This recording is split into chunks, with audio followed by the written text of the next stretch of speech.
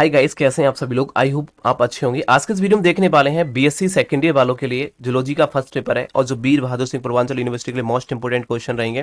तो कल का जो एग्जाम 16 जुलाई को होने वाला है उसकी बात करने वाले हैं। तो आपको पता होगा कि 10 क्वेश्चन आपके वेरी शॉर्ट क्वेश्चन पूछे जाते हैं, इसमें 10 करने होते हैं।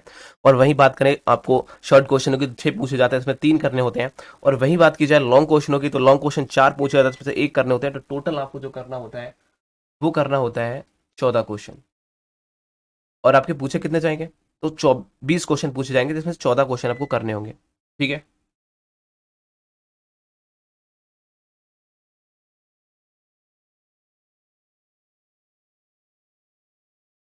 तो देखिए हमें क्या करना पड़ेगा। सबसे पहले क्वेश्चन फटाफट देखिए, क्वेश्चन को टिक लगा लेते हैं। अपने गोएस पेपर नोट्स वगैरह जो भी आपके पास है उसको ओपन कर लीजिए और जो जो मैं आपको इंपोर्टेंट क्वेश्चन दे रहा हूं उस पर टिक लगा लीजिए। तो देखिए पहला क्वेश्चन आपके सामने आया है हेमिकार्डिडा। हेमिकार्डिडा के समान लक्षणों को आपको याद कर लेना है। और हेमिकार्डिडा के अंदर जो एनिमल्स पाया जाता है, एक जंतु पाया जाता है, वो पाया जाता है एम्फियोक्सिस। तो एम्फियोक्सिस के पाचन तंत्र को आप याद कर लेना। उसके बाद में एम्फियोक्सिस के कुछ अंग पाए जाते हैं जो बहुत ज्यादा इंपॉर्टेंट अलग अलग आपसे शॉर्ट में पूछ लेता है। जैसे कि आपसे ऑरल हुड पूछ लेगा, या आपसे विल ऑर्गन पूछ लेगा, या आपसे एंड्रोस्टाइल पूछ लेगा। एंडोस्टाइल क्या होता है ये आपसे पूछ लेगा, तो आप इनको याद कर लेंगे। ठीक। उसके बाद में नीचे जाएंगे और देखिए आपको जानते हैं उसके बाद में आता है यूरोकार्डिडा। यूरोकार्डिडा के समान लक्षण के वर्गीकरण को याद कर लेंगे। और यूरोकार्डिडा के अंतर्गत एक समान एक एनिमल्स पाया जाता है जिसे कहते हैं हेमिकार्डिडा, सॉरी हार्डमानिया। तो हार्डमानिया के बाह्य संरचना, उसके स्वभाव के बारे में, उसकी आहार नाल के बारे में आप याद कर लेंगे। ठीक।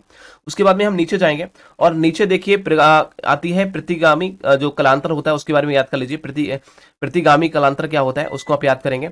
और यहां देखिए जो हेमिकार्डिडा सॉरी हार्डमानिया जब पढ़ेंगे हम हार्डमानिया पढ़ेंगे तो हार्डमानिया का टैडपोल लार्वा और उसके अंडे की संरचना के बारे में याद करेंगे। मोस्ट इंपोर्टेंट है, आप इसको याद करेंगे। उसके बाद में नेक्स्ट क्वेश्चन आपसे पूछा जाता है सरीसृप के समान लक्षण के बारे में याद करेंगे। सरीसृपों के समान लक्षण को याद करेंगे। और देखिए उसके बाद में आप जानते हैं जो सांप होते हैं वो 2 प्रकार के होते हैं। एक तो होता है विषैले सांप होते हैं, विषैलेहीन सांप, जिसमें सांप में जहर नहीं होता, एक होता है। तो उन दोनों में अंतर किस प्रकार से डिस्कस करेंगे वो आप होता है। और एक क्वेश्चन पूछा जाता है कि विषैले सांप जो होते हैं उसके दांत होते हैं, जो विष उपकरण होते हैं, उनके दंत संयंत्र के बारे में वर्णन कीजिए। तो उनके दांतों के बारे में पूरा आपको वर्णन करना है, वो कैसे कैसे खुलते हैं, बंद होते हैं, वो सारा प्रोसेस आपको देखना है।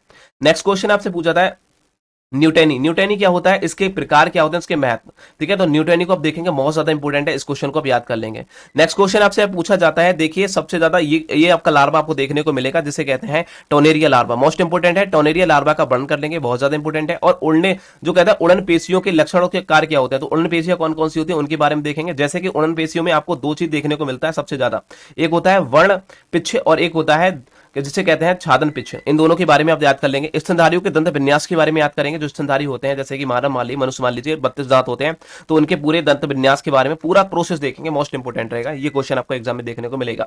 और हार्डमानिया के समान लक्षण ऊपर मैं दे चुका हूं, उसको देखने की जरूरत नहीं है। देखिए यहां मैं आपको बता दूं, एक होता है प्रोटोथीरिया और एक होता है मेटाथीरिया। इन दोनों में अंतर पूछा जाता है, प्रोटोथीरिया और मेटाथीरिया में अंतर बताइए। तो आप इन क्वेश्चन को याद कर लेंगे। नेक्स्ट क्वेश्चन आपसे लगाना है टिक, वो है आपका देखिए एक होता है फुफस मछली जो होती है उसको आप याद करेंगे उसके समान लक्षण उदाहरण के लिए। और साथ ही साथ आप ये याद करेंगे हिप्पोकैम्पस क्या होता है, हिप्पोकैम्पस जो मछली होती है एक प्रकार की, इसको भी आप याद करेंगे। एनिलिस क्या होता है इसको याद करेंगे। और देखिए यहां बोला गया है कि नदियों और समुद्र स्थल पर पाए जाने वाले कछुओं में अंतर क्या होता है, इसको आप याद करेंगे। मोस्ट इंपोर्टेंट है, टिक लगा लो फटाफट, टिक लगा लो। इसको लगाने के बाद में हम देखिए ये वाला जो सिस्टम है ये हमने वही पेज दोबारा से रिपीट हो चुका है। अब देखिए उसमें लास्ट में हमें क्या देखना है, लास्ट में हमें देखना है पादप विहीन उभयचर। देखिए पादप विहीन उभयचर को याद कर लेना है, ये मोस्ट इंपोर्टेंट है, उभयचर के बारे में याद करेंगे। और देखिए मैंने ऊपर प्रोटोथीरिया और मेटाथीरिया के बारे में इंपोर्टेंट दे चुका, तो यहां याद करने की जरूरत नहीं है, ये ऊपर दे चुका हूं। ठीक है। और नेगेटिव का वर्गीकरण इसको देखने की जरूरत नहीं पड़ेगी आपको। उसके बाद में नेक्स्ट क्वेश्चन आपसे पूछा जाता है, देखिए वेलोग्लॉसिस की आंतरिक संरचना, ये मोस्ट इंपोर्टेंट रहेगा, ये मोस्ट इंपोर्टेंट है। वेलोग्लॉसिस याद रखिए, वेलोग्लॉसिस की आंतरिक संरचना, उसके तंत्र का, उसके स्वादी संरचना के बारे में, उसकी बाह्य संरचना, इसकी बाह्य संरचना भी पूछ सकता है आपकी। वेलोग्लॉसिस की बाह्य संरचना क्या है ये आप याद करेंगे। और लास्ट में आप गिरगिट देख लीजिए, गिरगिट के बारे में। और काइमेन यदि आपकी बुक में गैस पेपर में काइमेन दे रखा हो तो याद कर लेना, वरना देखने की कोई जरूरत नहीं पड़ेगी।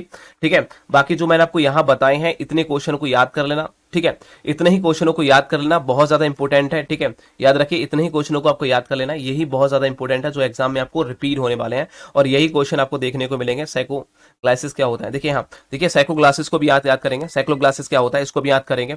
ठीक है। और उसके बाद में हम जाते हैं ऊपर और यहाँ देखो बाकी तो यहाँ कुछ एक्सोसाइल कोई दिक्कत नहीं, वहीं फंस जाएगा यार। अंडे देने वाले स्तनधारी, जलीय स्तनधारी क्या होते हैं, इसको देखने की जरूरत नहीं है।